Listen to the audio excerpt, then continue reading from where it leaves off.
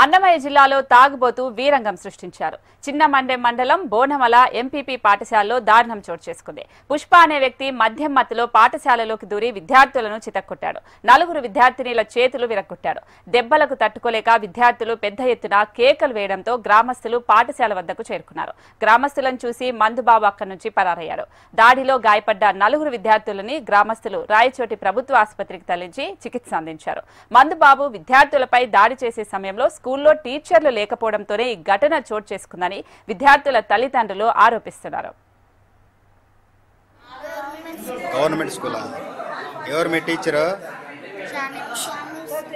ఏం జరిగిందమ్మా?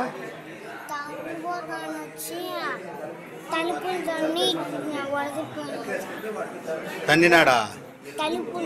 తలుపుందన్ని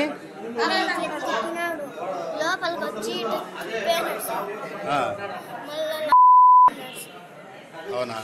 బోనమల్ల పల్లెనా మీది? పక్కన పల్లెనా? అంతా కలిసి ఆవుల వాళ్ళ పల్లె, నాగూరు వాళ్ళ పల్లె. నీ పేరు ఏం పేరమ్మా? నీ పేరుమా?